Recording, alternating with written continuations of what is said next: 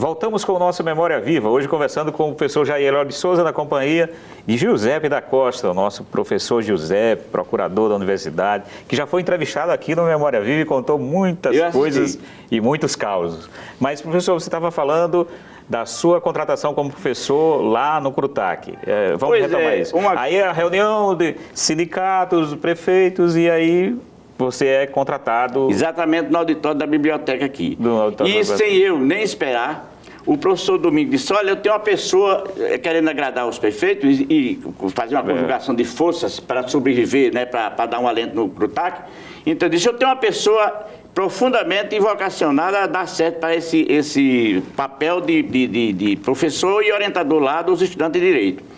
Aí ele abriu e olhou para mim e disse, Jair Eloy de Souza, veja só, eu terminei no dia 17, passei 13 dias desempregado. Dia 1º de janeiro eu era contratado. Embora que, no final do ano, eu fiz minha prova. A minha prova foi feita no âmbito da prática jurídica, né, que é o Departamento de Direito Privado.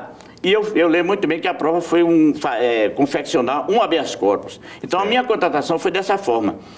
E isso foi uma coisa que mudou na minha vida de forma, vamos dizer, fantástica. Primeiro porque eu trazia sabedorias aldeãs lá dos meus, no Seridó, né? Então isso ajudou demais.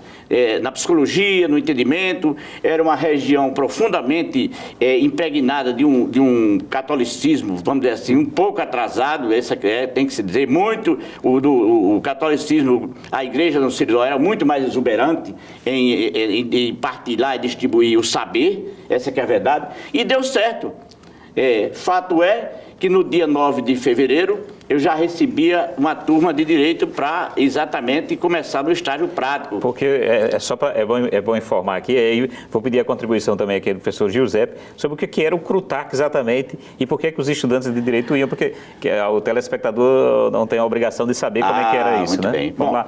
Vocês dois nos ajudam. Eu começo, ele complementa. Então, o CRUTAC era um programa de extensão universitária, Centro Rural Universitário de Treinamento e Ação Comunitária. Interdisciplinar. Alunos de odontologia, medicina, enfermagem, direito, serviço social, educação. Então, nós fazíamos, vamos dizer assim, a programação, inclusive com palestras à noite. E funcionava lá lá em Santa Cruz. Lá em Santa Cruz. Exatamente, o diretor regional.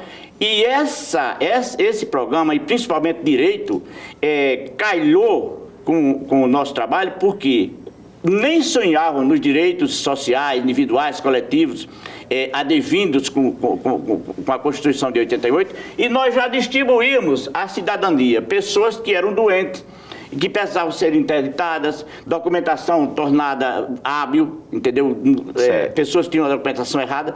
Isso aí era interessante. Tem um trabalho de interação com a comunidade. Exatamente. Então nós, vamos dizer assim, construímos essa aptidão para que essas pessoas, procurassem um benefício junto à Previdência Social. E o estudante era treinado lá, né? Exatamente. Foi o que lhe aconteceu, professor. Exatamente. Era um estágio prático para os estudantes, no meu caso, nos estudantes de Direito e de Letras aqui, porque o CRUTAC tinha duas sedes, uma em Santa Cruz e a outra em Santo Antônio. Nas duas havia hospital universitário, o de Santa Cruz continua com o centro hoje que tem lá, com a unidade acadêmica, né? O de Santo Antônio, infelizmente, encerrou o CRUTAC e o hospital também universitário, fechou o de Santo Antônio.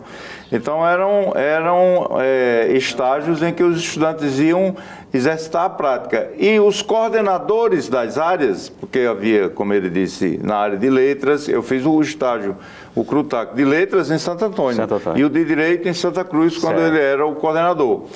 Então, os coordenadores, eles promoviam um relacionamento com a comunidade em que as pessoas mais necessitadas vinham, procuravam e tinham aulas.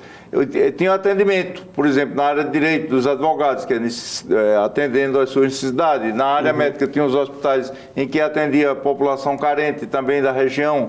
Então era um trabalho realmente extraordinário, né? E importante, que foi desenvolvido pela universidade nesse período. Então era isso. Agora, para que ele não passa o tempo e a gente não comente, ele, no período que eu fazia o curso de letras e ele aqui o de direito, que fomos concomitantes aqui, contemporâneos, aliás, exerceu um cargo de alta relevância no ambiente estudantil, porque ele foi presidente do DCE aqui da universidade. Para que falar sobre isso. Eu acho que nós participamos, nós em 74, saímos do quartel e nós já militávamos desde Pombal. Em 68, nas grandes manifestações com a morte do garoto Edson Luiz, no calabouço, e aqui nós continuamos a militar. Nós fizemos, no ano de 75, as primárias, que era a eleição dos centros, dos CEAs, e depois participamos das eleições do centro, que era exatamente esses componentes, esses presidentes dos centros, eles iam para a votação final. Ou seja, é uma coisa muito parecida com a eleição americana. Então, nós fazíamos a eleição em cada centro, nós ganhamos em 4 centros. Nós ganhamos na saúde com o Nelson Solano, nós ganhamos no nosso Sociais Aplicado, que é Braguinha da Tribuna, e com o Sérgio Dieb em Tecnologia, e perdemos a eleição em Ciências Exatas. Então, nós fomos para a eleição exatamente com 5 eleitores. Que era um colégio eleitoral. É um colégio eleitoral. Nelson Solano, de saúde, não ficou conosco, embora Alberdano tivesse tido uma participação lá muito grande na eleição, mas não ficou. Alberdano Damasio. Alberdano Damasio. Então, Serginho Dieb, de memória, vamos dizer assim, fabulosa, Edilson Braga e Zé Antenor, do Pé da Serra do Brejo, que é o presidente lá do Xexira. Então, a eleição nossa foi dessa forma. E nós pontuamos, digamos assim, um diálogo entre a classe estudantil e o próprio poder da reitoria. Que o reitor na época era... Domingos Gomes de Lima, que tinha muito medo de estudante. Tinha muito medo. Comigo, ele foi a primeira festa, até no Volkswagen, foi a primeira festa no Centro de Tecnologia, que era o foco do pessoal mais à esquerda. Então, deu tudo certo. E aí... Quer dizer que em 75... Em 75, isso. Em 75, o foco da esquerda na universidade era o Centro de Tecnologia. E Direito também tinha uma parte. Só que tinha os moderados. No caso, eu era social-democrata. Por conta da minha formação. Então, isso aí foi interessante. Por quê? Porque, efetivamente, nós passamos a ter um diálogo. O reitor nos ofertou um ambiente de discussão, que, aliás, foi preciso falar com o ministro. E lembro muito bem da audiência, quando o ministro chegou, me recebeu por último, né, da relação, a trupe da reitoria não queria, e quando ele chegou e perguntou como se sente um comunista sendo recebido pelo ministro da Revolução, e eu, de forma séria, mas um pouco jocosa, disse: senhor ministro, eu sou católico apostólico romano, eu sou cristão. Eu não sou comunista, porque eu não era marxista, essa que é a verdade. Agora, eu era uma pessoa à esquerda, a social-democracia era a minha utopia, aliás, não mudei, não. Eu acho que, na realidade, eu fiz o meu trabalho. Tanto é que foi um passo gigantesco como identidade, a minha gestão, que quem votou conosco não olhava para a gente, não. Ele não passava por nós, não olhava para a gente, não, com medo. Era uma coisa... Aí eu olhava para meus colegas de arregimentação, como é que nós vamos ganhar essa eleição se nem sequer eles olham para nós? E no final a gente saiu vencedor nos 4 centros. Quem era o ministro da Educação? Eu acho que era Jabas. Jabas Passarinho. Paraense, né? Um educado. Um educado, muito educado. Essa que é a verdade. Aí seguindo o fio da meada, vai para o CRUTAC, mas aí depois o senhor vem para o Departamento de Direito. Logo em seguida eu sou nomeado diretor substituto do CRUTAC, depois eu sou nomeado em 81 para dirigir o campus, o núcleo de ensino superior do Trairi, né? Continuando ligado aqui ao Departamento de Direito Público. E logo depois, em 94, entre 85 e 94, eu me elegi vereador, e me reelegi. Vereador de Santa Cruz. De Santa Cruz. Sem comprar voto, tem essa particularidade.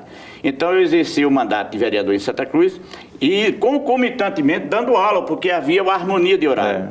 Logo em seguida vim para o departamento, pouco tempo depois, eu por eleição já era alçado a chefia de departamento, para reeleito, depois fui para a coordenação geral do curso de Direito, que naquele momento se alçava, tinha um status de primeiro lugar no Nordeste e nono no país, que é uma coisa espetacular. E aí você conviveu agora com o professor Giuseppe na condição de colega. Colega e chefe. Ele do departamento. Mas Giuseppe é um grato amigo nosso, gente da mesma linhagem, da mesma conduta, nós somos... Porque eu era do departamento de Direito Privado. Direito Privado, você tá certo. Pronto, terminado meu tempo aqui em 2012, aliás, 2012, eu pedi a aposentadoria, que não devia ter pedido, eu ia para Caicó para dirigir o curso de Direito lá em Caicó. E ser secretário do meio ambiente da minha terra.